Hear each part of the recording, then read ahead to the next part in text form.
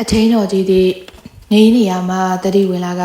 ပြန်ဆင်းလာပြီးအရှိလက်ကိုဆွဲကင်လေသည်မျိုးစားလေးမြန်ပြီလို့နော်မျိုးစားလေးမြန်ပြီလို့နှလုံးတော်လိုက်တာအထင်းတော်ကြီးကဘာဖြစ်လို့လက်ကိုလွတ်ပြရတာလဲဟုအရှင်ဤငေါ့ဆိုတဲ့သည်တုံရင်မောပန်းနေ၏တောင်ထိပ်သို့ရောက်လင်အရှင်သည်အသင်းပြင်ဆင်ထားသောပန်းရထားရှိရာသို့ရှောက်သွားလေသည်ကျုပ်လည်းအကြောင်းရှာပြီးအရှင်အပါမှထွက်လာခဲ့သည်ကျုပ်သည်ငှက်ကြီးတောင်ဘက်သို့ရှောက်သွားပြီးမှတက္ကနာတို့ယာယီတဲနန်းစောင့်နေရဘက်သို့ပြန်လျှောက်လာခဲ့သည်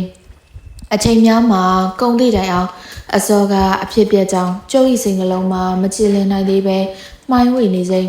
ယာယီဆန်တန်းမှာငှက်ကြီးတောင်နှင့်ကိုတော်တန်းအကြား၌ဆောက်လုပ်နေသည့်လူအားဖြင့်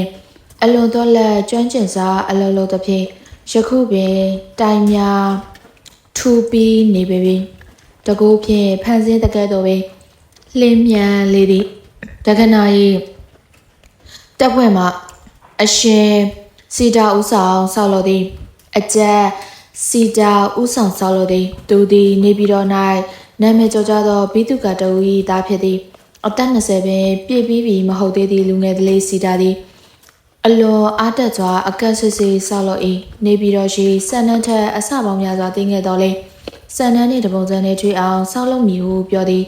နေမဝင်မပြီးအောင်ဆောက်လုပ်မည်ဟုသူတာဝန်ယူသည်ကိုဖြစ်နိုင်လိမ့်မည်ဟုလည်းကြုတ်ကလက်ခံပေသည်ထို့နောက်ကျုံနှင့်တက္ကနာသည်ငှက်ကြီးတောင်ဘက်သို့ရှောက်လာကြသည်ဤတောင်ကမယုံကြည်နိုင်အောင်ပင်ငှက်တကောင်နှင့်တူနေသည်ကျုံနှင့်တက္ကနာသည်ငှက်၏အတောင်မှန်များတွေ့တက်ခါကျဲပြန့်သောကြောကုံပေါ်အတိုင်းလျှောက်သွားပြီးငှက်၏ဦးခေါင်းပေါ်တွင်ရက်တန်ကဟိုဟိုတီတီမျောကြည့်ခဲ့ကြလေသည်ထိုနေရာမှာကြည့်သောအခါတောင်တန်းကြီးမှာတခြားတောင်များမှာသေးငယ်ပြားချက်နေသည်ဟုထင်ရသည်ချောင်းများတောင်များကြောက်များအလုံးကိုမြေပြင်တွင်ဖြန့်ခင်းထားတဲ့ကဲ့သို့မြင်ရသည်ဤတောင်ကြီးကိုရန်သူများတက်ရောက်နိုင်ရန်မှာအရှိဘက်မျက်နှာစာတစ်ခုတည်းသာရှိလေသည်တောင်ဘက်နှင့်မြောက်ဘက်မှာတောင်တန်းကြီးနှင့်မချိတ်ဆက်မိပဲနတ်စွာသောကြောက်ကြီးချနေသည်မြောက်ဘက်တောင်ကြား၏အနောက်ဘက်ထိပ်၌လူပင်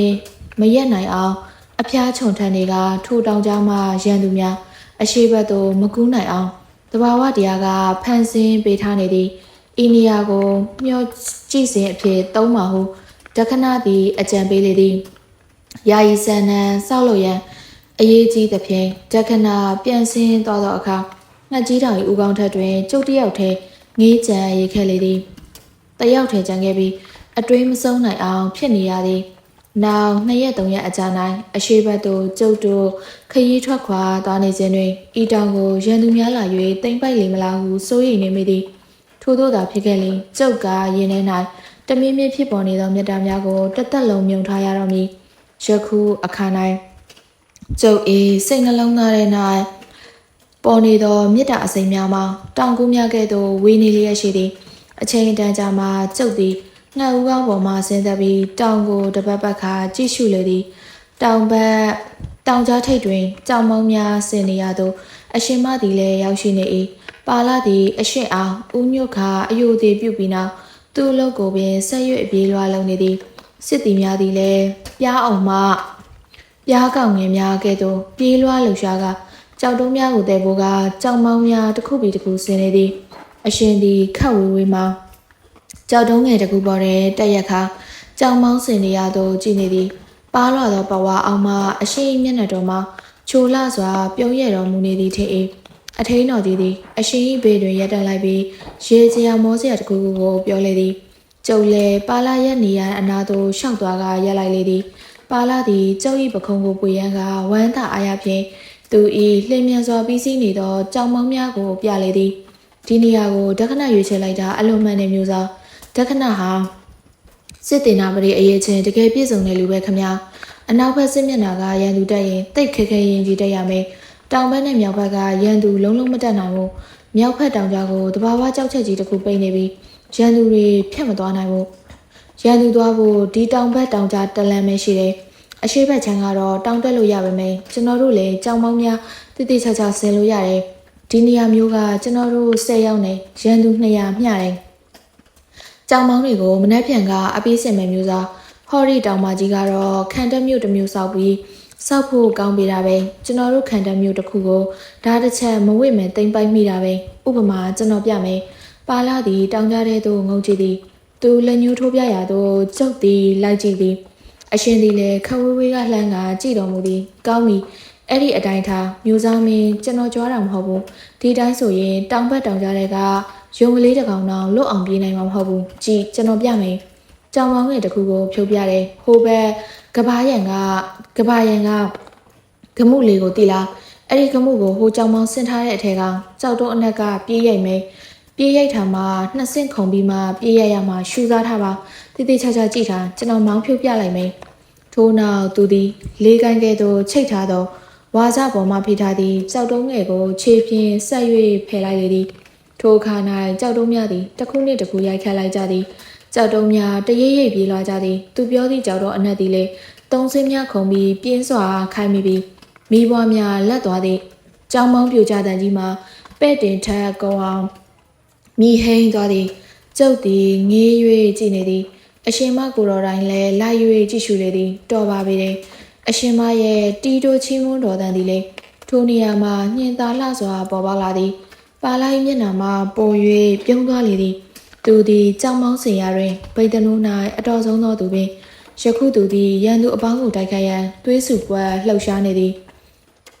ယာယီဆန်နန်းအားနှစ်ရက်အတွင်းအပီစီဆောက်လုပ်ခဲ့သည်အိတ်ခမ်းတော်ဆောင်လေးသာတော်ဆောင်အပန်းဖြေဆောင်အဆောင်သုံးဆောင်စီတာသည်ခန့်ခွဲ၍ခွဲကန့်၍ဆောက်လုပ်ခဲ့သည်အကြီးသေးများသာကွာခြားမှုရှိတော်လဲအမြင်၌မူဗိတ်တနိုးမှဆန်နန်းတော်ကြီးနှင့်တပုံစံနဲ့ပင်နှစ်ရက်များအတွင်း၌စစ်သည်အပေါင်းသည်လည်းမယုံနိုင်ပွဲဖြစ်အောင်အဆဆရရကိုပြင်ဆင်ပြီးနှင်းကြလေပြီပါလာသည်ကြောင်မောင်းကိုပြင်ဆင်ပြီးတောင်ဤပတ်လည်မှတော်များကိုခုတ်ထွင်ကရန်သူလာလျင်မီးတင်ရှိုးနိုင်ရန်အသင်းလောက်ထားနေလေပြီလေးတီတော်များသည်လည်းမြားတွေကိုချုံနေ၏စံနှန်းတော်ဆောက်လို့အပြီးနောင်နေ၌ကျုံနှင့်တခဏသည်အရှိဒေတာခရီးသို့ထွက်ရန်အစင်သင်းပြင်ပြီးကြနေပြီခရီးထွက်ရ၌ပါလာအားခေါ်တော်ကျင်တော်လဲဤတောင်ပေါ်၌စီမံအုပ်ချုပ်နေခဲ့ရန်အတွက်ပါလာမနေခဲ့လျင်မဖြစ်ပေသွားရန်အစင်သင်းပြီးသောအခါကျုပ်သည်အရှင်နှင့်တွေ့ဆုံရန်ယာယီစံနှန်းတော်ဘက်သို့ထွက်လာခဲ့သည်မနေ့ကပင်ကျုံနှင့်တခဏတို့၏အစီအစဉ်ကိုအရှင်အားလျှောက်တင်ကအရှင်ခွင့်ပြုချက်ကိုယူငင်ခဲ့ပြီးမနေ့ကအရှင်ကဒီတောင်ကိုမင်းပုံကုကိုတောင်လို့ခေါ်တင်ပေးတဲ့ဟု